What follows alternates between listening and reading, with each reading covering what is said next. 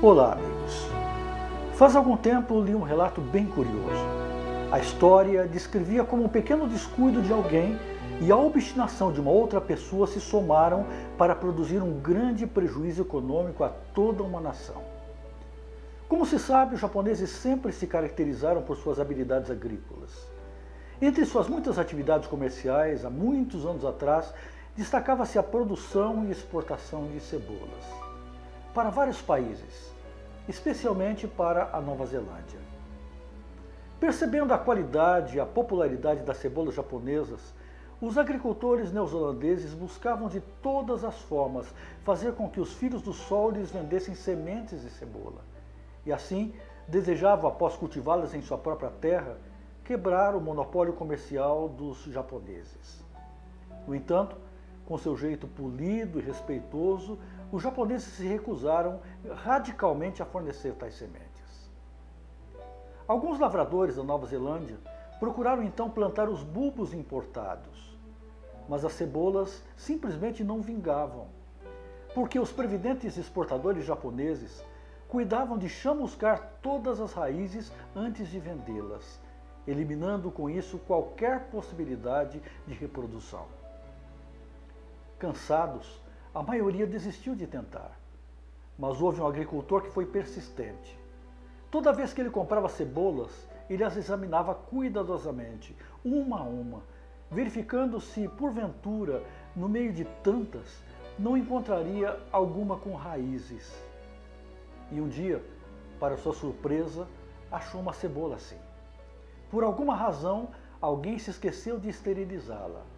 Restavam-lhe algumas poucas raízes.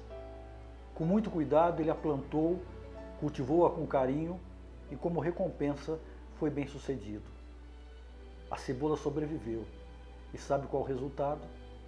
Depois de alguns anos, os japoneses perderam o monopólio no lucrativo mercado de exportação de cebolas para a Nova Zelândia. Tudo por causa de umas poucas e insignificantes raízes.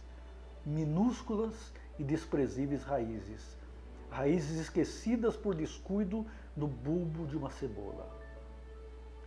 Ao ler essa história, lembrei-me de uma advertência que nosso Deus nos faz na Bíblia.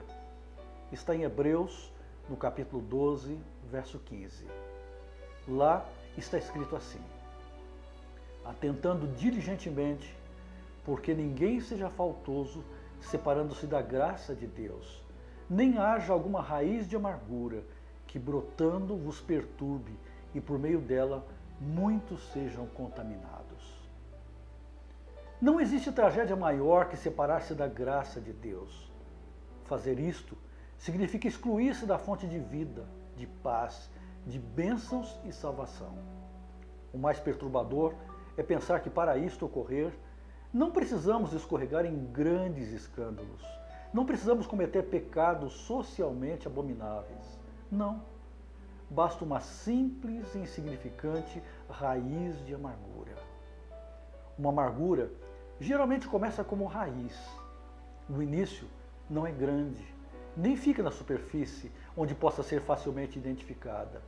Pelo contrário, como um câncer, realiza seu trabalho insidioso lá nas profundezas ocultas, na medula da alma.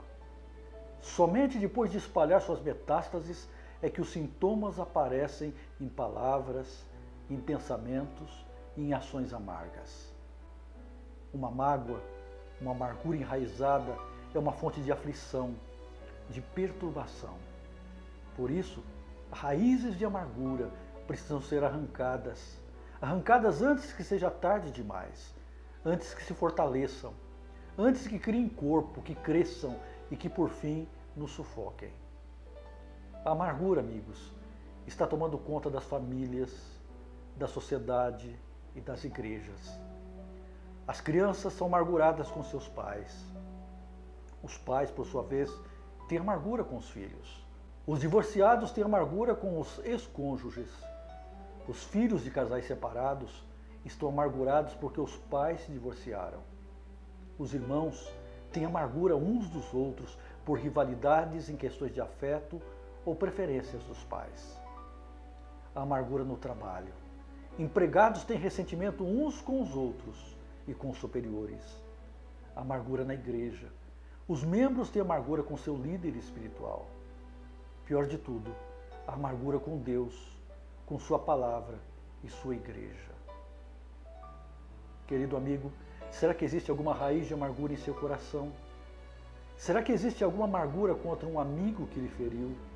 Contra alguém que se recusou a estender-lhe a mão no momento de grande necessidade? Contra um colega de trabalho que demonstrou-se desleal, puxando-lhe o tapete? Contra a igreja ou algum líder da igreja que não agiu como você esperava que agisse numa circunstância qualquer?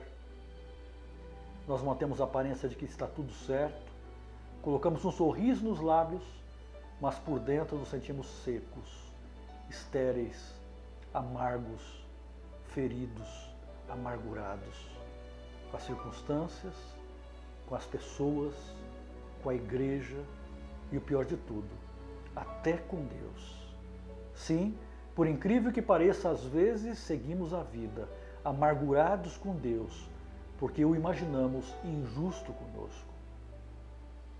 A palavra amargura vem do grego pikria, que significa ira, aspereza, descontentamento. O resultado disto é a frustração. A amargura não só destrói sua vida, mas também contamina os outros. A palavra contaminar vem do grego miaino, que significa manchar, macular, contaminar cerimonial ou moralmente. Isto quer dizer que torna a pessoa incapaz de manter comunhão com o Senhor, de adorá-lo, de servi-lo. A amargura precisa de cura. E qual a cura para a amargura? É a graça de Deus, a graça que nos perdoa, que nos aceita apesar do que somos e que nos dá a capacidade de também perdoar. Perdoar assim como fomos e somos perdoados constantemente, não uma vez ou 7 vezes, mas 70 vezes 7, infinitas vezes. Graça. Não se prive da graça. A graça de Deus nos liberta, nos mostra que também somos pecadores, somos falhos, transgredimos suas leis e por seu perdão não merecido fomos redimidos. Você luta contra feridas não cicatrizadas, sofre com mágoas dolorosas. Esta mensagem tocou o seu coração? Então, por favor, amigo, vá depressa aos pés do Senhor. Só Ele pode limpá-lo de toda raiz de amargura. Faça isso agora mesmo. Não deixe para depois. Que Deus o abençoe.